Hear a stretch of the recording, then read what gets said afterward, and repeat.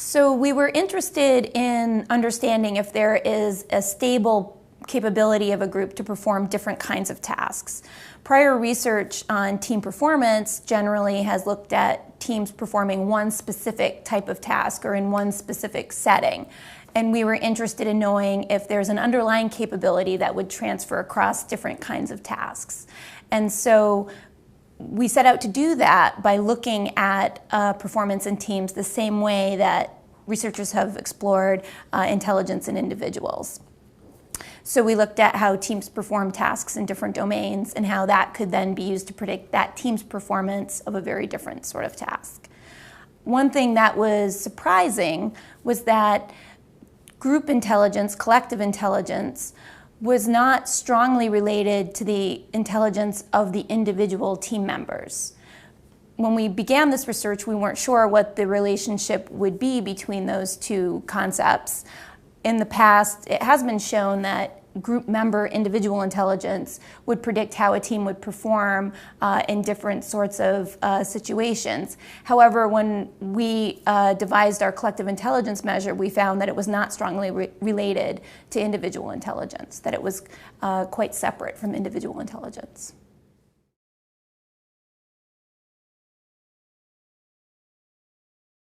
The significant finding really is that there is a consistency to how groups perform different kinds of tasks. So in concluding that an individual is intelligent, you usually want to observe how they perform in very different types of areas. And so similarly, we observed groups performing very different kinds of tasks.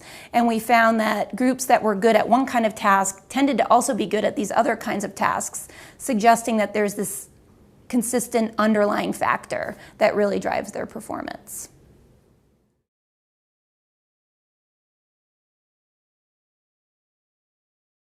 There are a number of factors that do predict collective intelligence, and they were different than what we really expected when we began.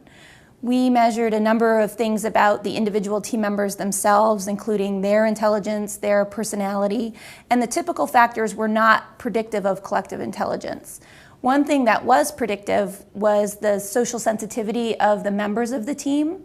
Social sensitivity is a feature that is related to social intelligence. In this case, our test was examining the degree to which people can read the facial expressions of others and make attributions about what they're thinking and feeling.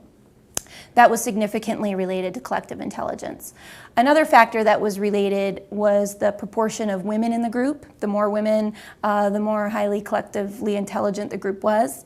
However, that ended up being also related to social sensitivity because women, on average, are more socially sensitive than men, and once you factor that into the analysis, that was really explaining those results. The final thing that was significantly predictive was the distribution of conversational turn-taking in the group. We recorded group members' spoken communication as well as nonverbal communication and looked at how evenly distributed the total amount of communication was. And what we found was that if it was evenly distributed, the group was more collectively intelligent. However, if somebody dominated the conversation, making it very uneven in terms of the number of speaking turns different members had, then the group was less collectively intelligent.